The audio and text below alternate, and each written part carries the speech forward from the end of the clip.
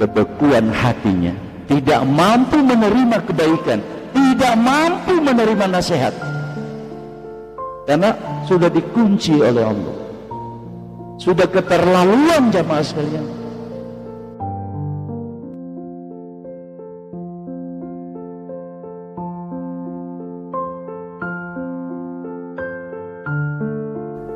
Quran Surat Al-Jathiyah ayat 30 artinya, adapun orang-orang yang beriman dan mengerjakan amal soleh, maka Tuhan mereka memasukkan mereka ke dalam rahmat-Nya. Itulah kemenangan yang nyata, Fawzul Mubin. Jamaah sekalian,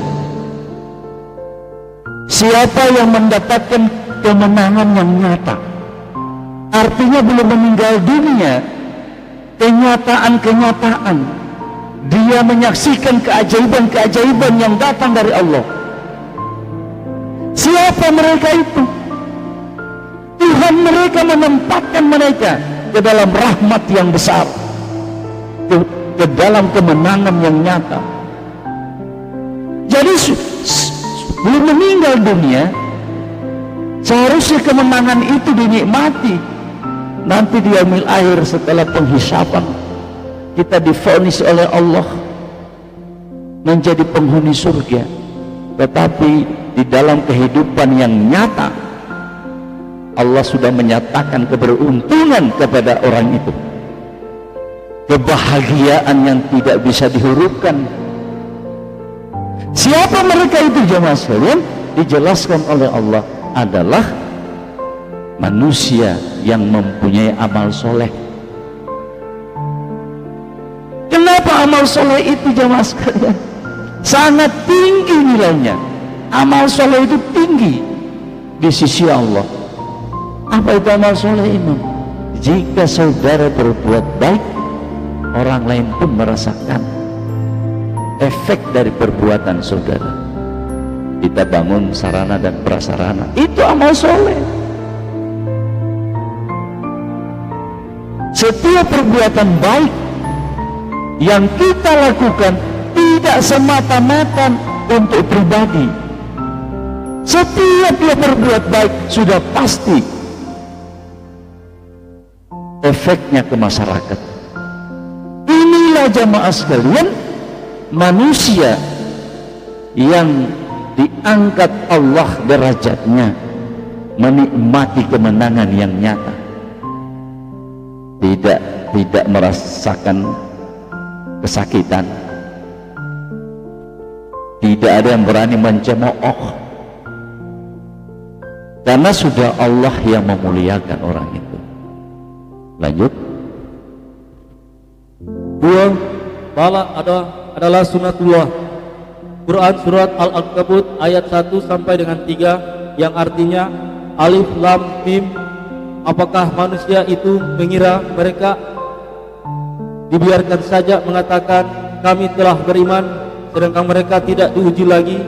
Dan sesungguhnya kami telah menguji orang-orang yang sebelum mereka, maka sesungguhnya Allah mengetahui orang-orang yang benar, dan sesungguhnya Dia mengetahui orang-orang yang dusta. Jamaah sekalian, bala atau ujian itu sunnatullah, saudara. Perintah Allah datangnya dari Allah Subhanahu wa ta'ala. Apakah mereka mengira dengan sholat mereka, dengan ibadah mereka yang mereka lakukan siang dan malam, apakah mereka mengira sudah tidak diturunkan lagi ujian, sudah tidak diturunkan lagi malapetaka?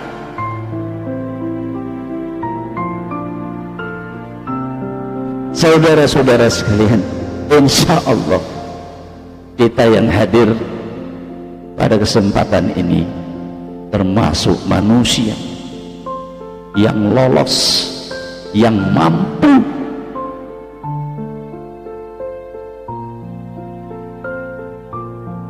menghadapi ujian dengan ketenangan jiwa. Apakah mereka mengira bahwa kalau sudah beriman sudah selesai? Tidak, saudara. Ini ayat, ini firman Allah, sunnatullah. Ujian itu adalah kehendak Allah. Kepada siapa ujian itu diturunkan? Kepada mereka yang menyatakan diri beriman di hadapan Allah. Akan diguncang saudara, akan diuji kita ini. Masihkah aku Tuhanmu? Jangan sampai ketuhanan Allah ini saudara kita tempelkan di harta kita, kita tempelkan di sanak keluarga kita. Saudara-saudara sekalian, jangan kita keterlaluan saudara sekalian. Lembutlah. Apa yang membuat kita sombong di dunia ini? Tidak ada satu titik bobot pun jamaah sekalian kepemilikan manusia. Tidak ada jamaah. Apa yang dipunyai manusia di sini? Seluruhnya ciptaan Allah, termasuk nyawamu. Mengapa saudara sekalian kita berani merasa lebih dari orang lain? Untuk itu jamaah sekalian, perlu kita garis bawahi, tidak segampang engkau mengatakan beriman, membangga-banggakan ibadah, bahwa kalau sudah sembahyang, sudah naik haji, sudah selesai urusan dengan Tuhan. Masih ada satu tahapan saudara, kita masuk pada gerbang iman 6 perkara. Kita baru menyelesaikan 5 perkara rukun Islam, jangan anggap sudah selesai. Itu modal kita masuk pada gerbang iman yang 6 perkara. Nah, di iman ini saudara, kita sudah mulai percaya kepada hari kiamat, sudah mulai percaya kepada yang gaib. Maka untuk menuju takwa, sebelum kita ma'rifat kepadanya, kita bertubi-tubi menghadapi guncangan, fitnah. Yang tadinya teman sudah mulai memusuhi semua. Itu bagian dari kehendak Allah untuk menggembleng orang-orang yang beriman, yang mengaku beriman kepada Allah. Tidak segampang itu saudara. Diguncang. Nanti setelah